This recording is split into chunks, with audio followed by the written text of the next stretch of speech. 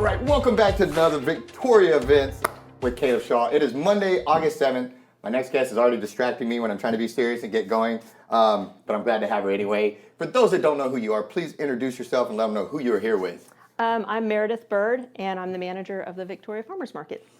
And for those that don't know, I'm going to give my little speech now. Go ahead. You need to be going to the Victoria Farmers Market. They take a lot of our time and a lot of our money, but it's all well spent and well earned, because the more we go down this health journey, the more we try to really know what's in our bodies and all that kind of stuff, the more important it is to go to these things. And you guys don't disappoint. And in fact, you're only getting better. And so I'm going to shut up now. I'm going to let you do your thing. What do we have coming up that you wanted to talk about today? So it's National Farmers Market Week, August 6th through 12th. Got it? Okay. And so we're having a celebration. This coming Saturday, August 12th, from 9 to noon at the Patty Dodson Center, we're having our Celebrate Your Farmers Market event. And so it's all of your farmers market favorites. We should have maybe 30 vendors or so. It's going to be fantastic. With each purchase you make, you get one entry into our giveaway drawing. And the giveaway drawing is going to be a huge basket filled with all sorts of farmers market goodies: ground beef, local honey, some farm eggs, gift certificates to wineries, all sorts of homemade goodness, some handmade wind chimes, handmade wreath, and like I said, every purchase you make, if you make 7 purchases from 7 different vendors, each one of them is going to give you a little entry form. Fill out your name and number, drop it in the jar, and we draw at 11 o'clock. You don't have to be present to win. So after a typical Saturday, my wife could theoretically have like 27 entries into this thing? Absolutely. The more the merrier. Good. Well, for those that, why should I go to a farmer's market, say, versus, I can just run into H-E-B and I can grab all these little things you're talking about. I can go get those real ultra healthy super white eggs from the thing. I can go, but why should I go take my time to go out to the farmer's market versus going to H-E-B? What's the difference? Sure.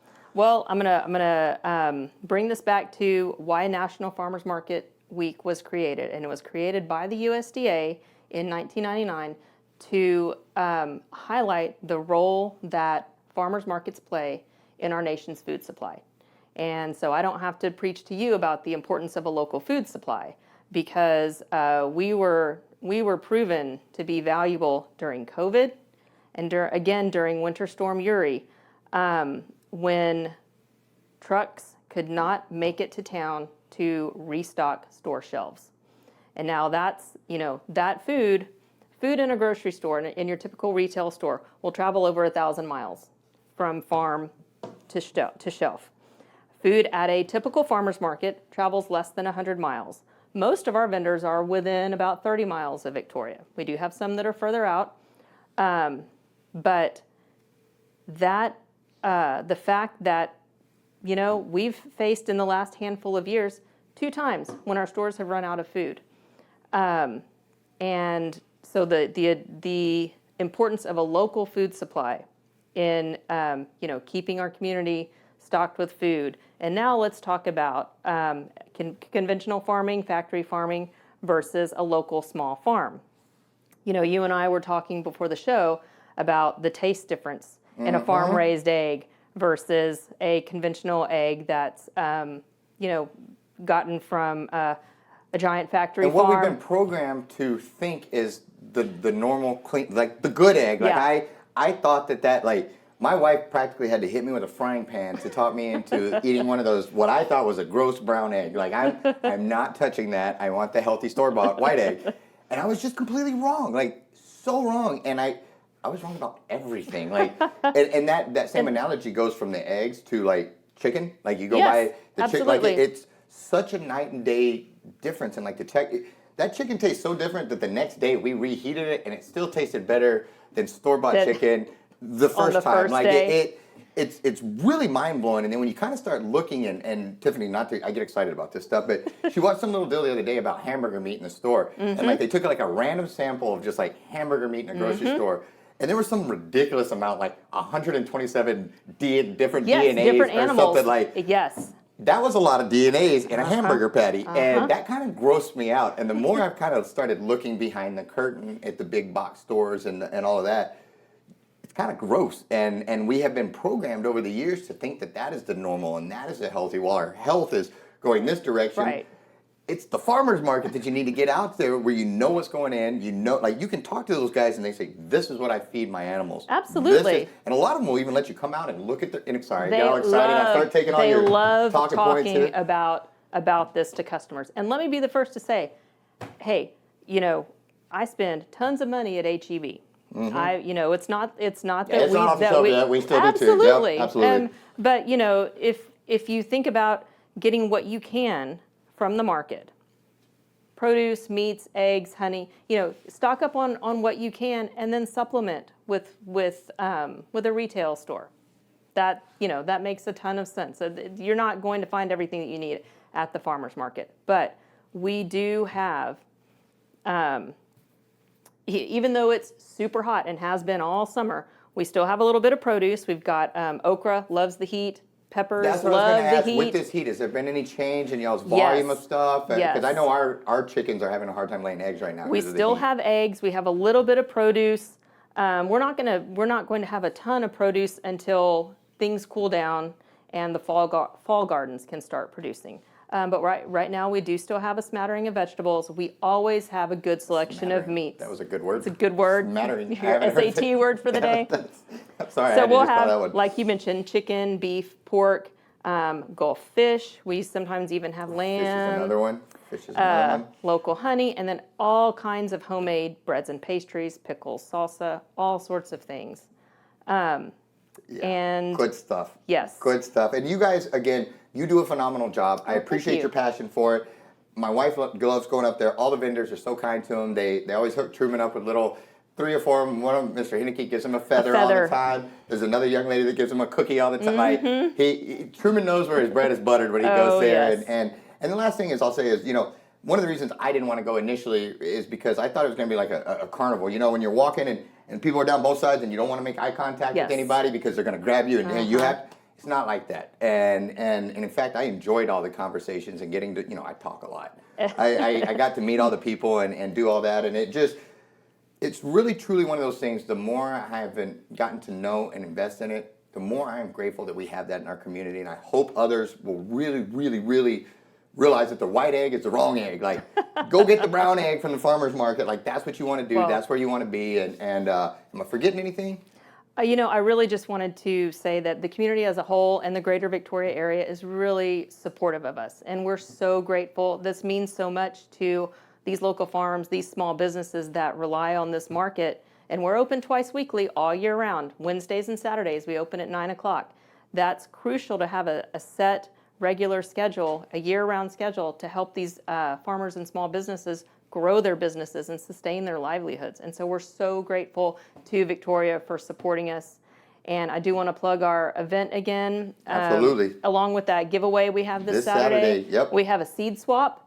We'll have seeds at the information booth. You're welcome to bring some to donate, take some to try out. It'll be a mixture of vegetables and flowers. We'll have free snow cones from Kona Ice while they last, live music by Love Me Last, and we're open from 9 to noon. Outstanding. And they can follow you guys on Facebook and Instagram, Victoria Farmers Market. Yes.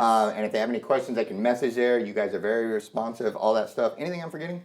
I can't think of anything. Thank you, and I appreciate that you let Tiffany spend all of your hard-earned money at the market. You know, honestly, I give her a hard time, but I'm very grateful because I'm eating much better these days. I feel like my health is improving, making great friends, and again, being part of something in the community that is feeding the community. And well done. Well done. Thank you. And so, guys, make sure you get over, check out the farmers market. They are awesome.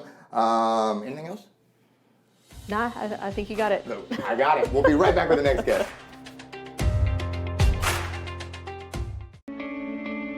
Since 1932, Wallach & Volk has been closing mortgages and doing it the right way.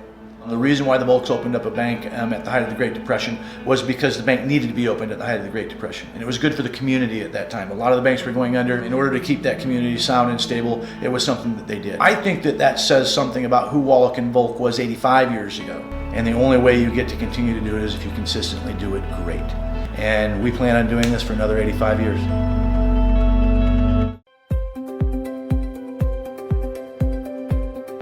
We cover about a 100-mile radius around Victoria, but if your job is big enough, we'll travel further. We're a turnkey solution for whatever your demolition needs are. We'll get the permits, we'll do the demo, we'll do the cleanup, and we'll do the final grading on your property. We do full-scale demolition, whether it's a commercial building or a chicken coop. Outside of demolition, we also do interior or selective demolition. If you have something you want us to take a look at, give us a call. Quotes are free. All right, guys, we are back with our next guest. For those that don't know you guys, please introduce yourselves and let them know who you are here with. I'm Kristi Staling. I am the marketing consultant for Crown Hospice here in Victoria. Young lady? And I am Rosalinda Mendoza, and the business office manager.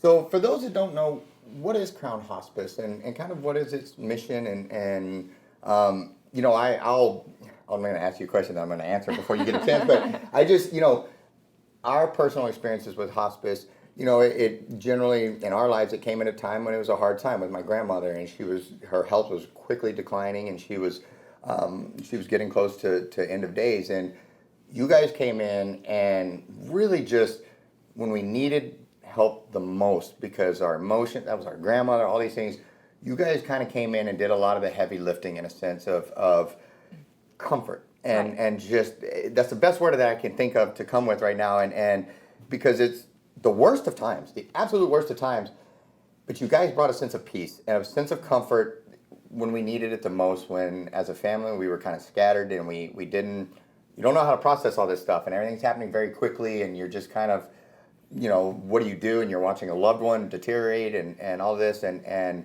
you guys came in kind of like the cavalry and you kind of just carried our family through this time and got us there. So from personal experience, I'm very grateful to hospice, and it's one of those things, if you would have caught me before, hospice, I don't, you know, it sounds scary. whatever, until that's in your world and you have to deal with it and you realize like, it's kind of like a will or something, you know, it's like nobody wants to talk about those things until you're there, and then it's hugely important, and the role that you guys feel, I don't think it gets enough attention because it's one of those things like that people don't want to talk about, but it's so hugely important. And once my eyes were open to it, like that's why I kind of reached out and I was like, hey, I want you all to say this because you guys helped, and that's, I would say, your greatest mission is helping and serving. But anyway, now that I asked you what you do, and I went on a speech, but that is what if I we missed do. anything or whatever, you know, did I sum it up okay, or do y'all have a better, you know, if you had to tell somebody your elevator speech, what would you say?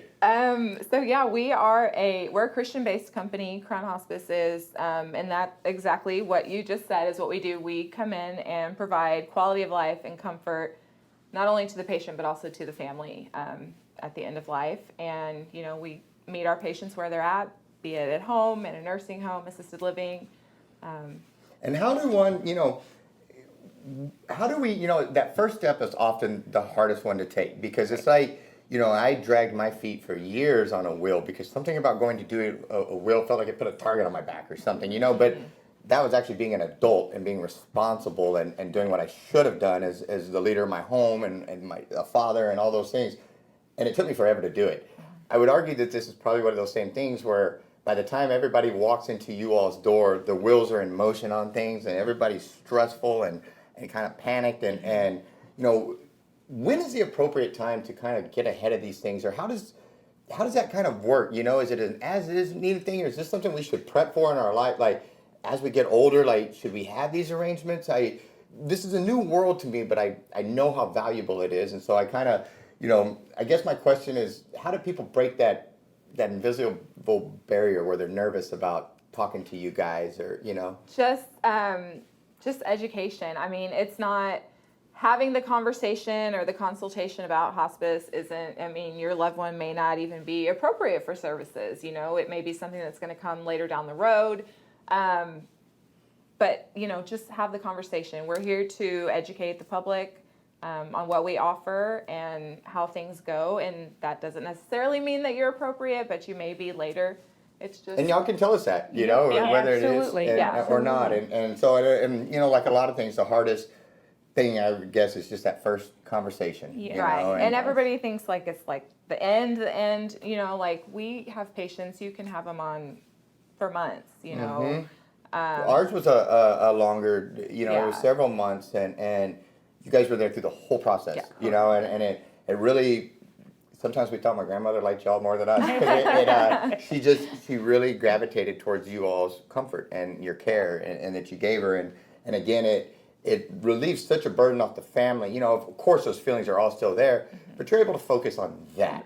And the comfort and the care, you guys do that, and we get to have the love and that interaction with them in those final moments and stuff. And so, thank you for that. And you guys have a couple events coming up here that, well, first off, you're expanding too, from what I understand. We are. You guys are growing. You're doing well. Tell me a little bit about that before we get into your events. Okay, so yes, our expansion, we of course cover all of the surrounding counties around Victoria: DeWitt, Lavaca, Jackson, Victoria, Calhoun, Goliad, Refugio, and Karnes. And we just got our approval, and so our expansion is in place to Gonzales, Fayette County, Matagorda, Guadalupe, and Colorado, and B. So we're going to be covering Lord. 14 counties now.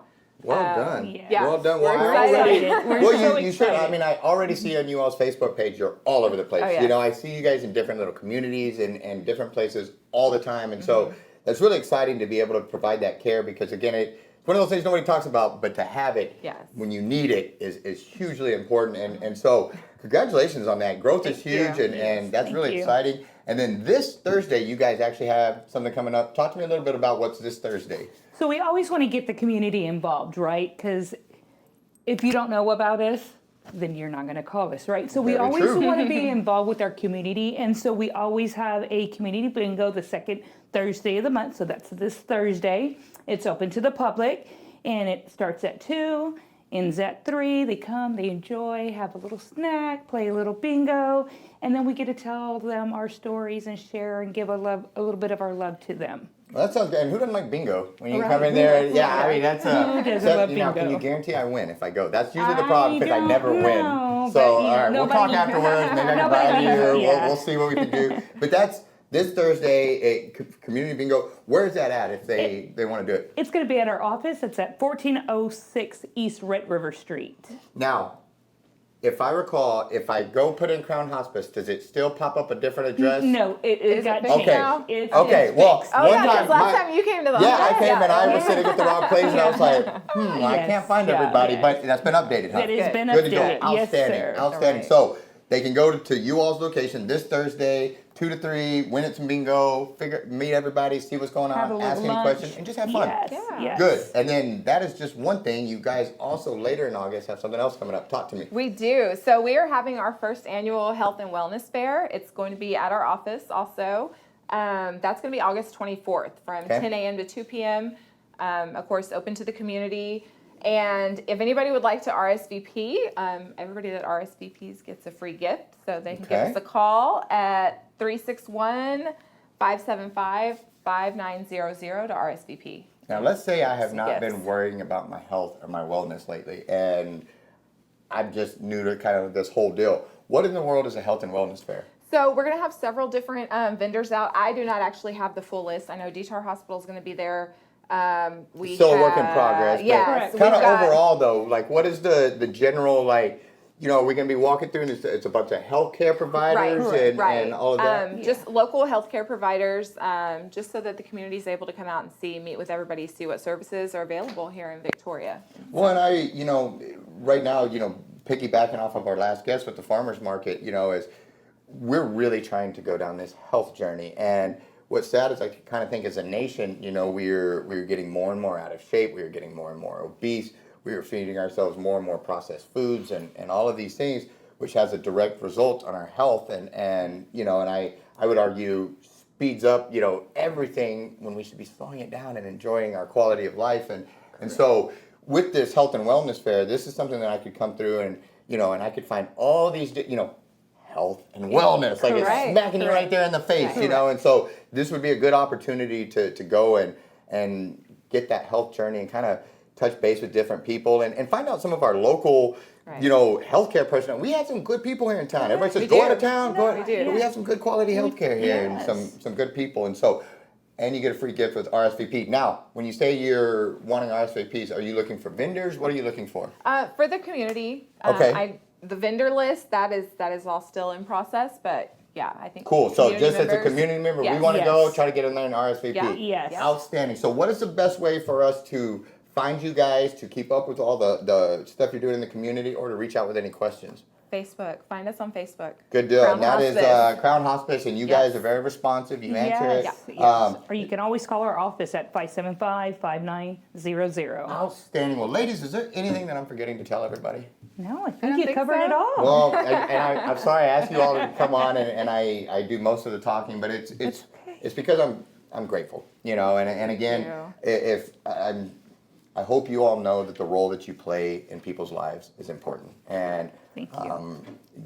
I know it has to be hard on you all doing that as well, and I just know that you're appreciated, and we're grateful for it, because I don't know if I could do that, I don't know if I could do it, and I think it really takes a servant's heart to be there in those moments when people need it the most, and it's not easy. So thank you. I'll leave it at that. thank you. Guys, we got one more guest. We're excited to have them, and we'll be right back.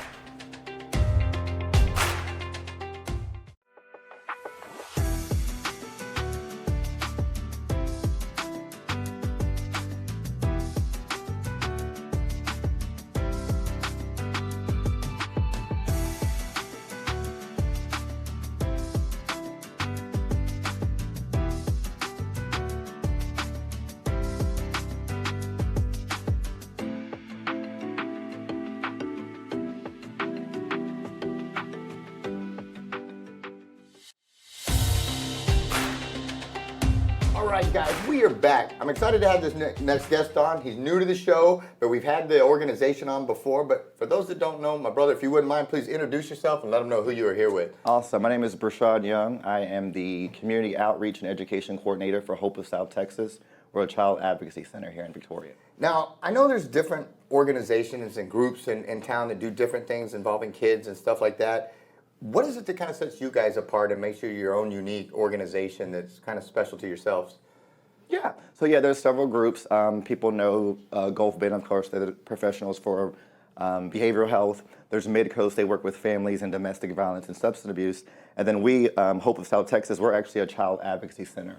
We're one of 70 in the state of Texas, and we fall under the umbrella of Child Advocacy Centers of Texas. And what sets us apart is we're the experts of child abuse and trauma. So we work with children and their families who've been affected somehow by either sexual, physical abuse, or neglect. The children, we provide trauma services. So our clinicians are specifically trained by evidence-based practices to help deal with trauma, navigate coping skills so that our children can have successful lives. We have another pillar that's our family advocacy group. We work with the families themselves. So going through the judicial process can be kind of hard. So we sit with the families during the court proceedings, we follow the process, and we're just that support that they need. We also have an MDT, which is our multiple disciplinary team. We partner with Child Protective Services, local law enforcement, the district attorney's office, and we have these meetings where we go over current cases and cases that are going to trial. And it's basically holding everyone accountable, making sure no child falls through the crack. Reports go into the state intake, and we get copies of those if they're at a certain level. And we just follow that process. And we're just ensuring that kids who are affected by either sexual abuse or physical abuse, they have the tools them and their family they need to cope with that, get through it, and have successful lives. And I'll tell you, first off, thank you for doing all that. Until I had my son here recently, this wasn't something that I really paid attention to. It's out there, and now there's the movie out that's putting a light on some of the child trafficking and stuff. But it was, I don't know, me personally, it was one of those things I just didn't pay attention. Hey, whatever. These things aren't happening in our community, but they are. They're happening in every community, and it breaks my heart now because, my son, I may not be able to do much, but I love him, and he knows he's loved. And as I see that purity and that just pureness back from a child, and when they know they're loved and they know, and then I find out that there's these other kids that don't get that love, and it's heartbreaking, and it truly hits me in a different way now that I'm a parent, that there's these kids out there because they're so pure, they're so kind, and a lot of them just don't get that in return, and they're abused and they're beat and they're just all these terrible things done to them. And so to have an organization like you guys that can come in and be an advocate for them and to help them and to try to restore some sort of sense of normalcy, but also comfort in, hey, somebody's here for me and actually cares about me. And I think you all's mission is hugely important. And again, as I go further down this road of being a father, the more stuff like this matters to me because you realize how much influence you have on a child, and a lot of those ones, if they're treated this way as children, they become that as adults, and if that cycle is not broken, and it's not, that abuse is not broken and replaced with love and acceptance and all of those things. And so anyway, I apologize, I go off on a rant, but what you do is important, and I appreciate that. And I know you guys have a deal coming up here in October, pretty cool little thing. Let's talk a little bit about that. What do you guys have coming up? Yeah, so our biggest fundraiser of the year is our designer purse bingo. It's exactly what it sounds like. We have about 20 designer bags, and then when you play bingo, you come in, you can either buy a table. We have 2 sponsorship levels, that's platinum and gold. Platinum table seats 10 people, gold table seats 8. You get a bingo card for the games, you get a meal, there'll also be a bar. So we play bingo, we'll have models, usually our local law enforcement will model the purses for us. But these bags range from anywhere from $200 to $600, and you win them by playing bingo. All the proceeds go directly to us to help with our mission, furthering our mission. You know, we have grants that help pay for our direct care, such as therapy and trauma services. But for me, for instance, I'm the community outreach and educator. I'm basically kind of the preventative portion of what we do. I go out and try to educate our community, families. Even yourself, you're a dad, like you said, you don't know what I can do, what's there for me. I'm here to help you with that. Yes, sir. I can give you some education on what to look for, signs of abuse. That takes funding, you know, the material that we get. So there's no grants that really cover that.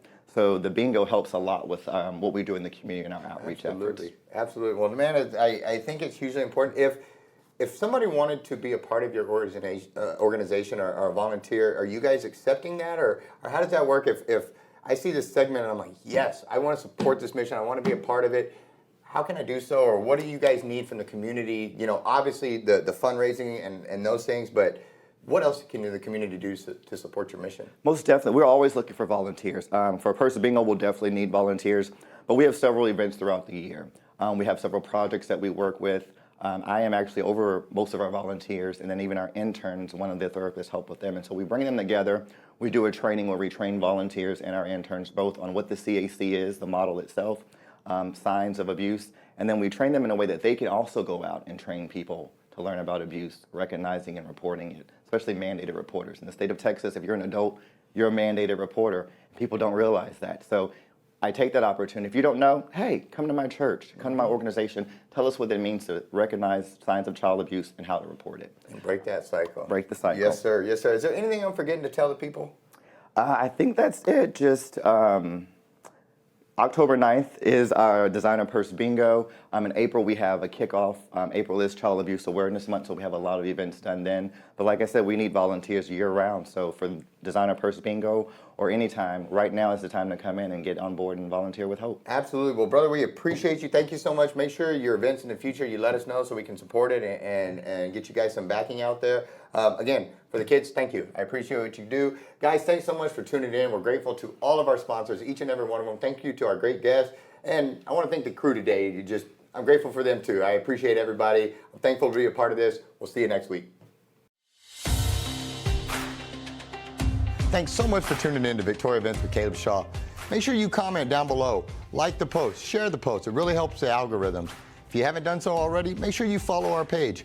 If you're watching on YouTube, subscribe and hit that notification bell so you don't miss any episodes. And if you have an event coming on you want featured on Victoria Events, shoot us a message. We'd love to help you get the word out there.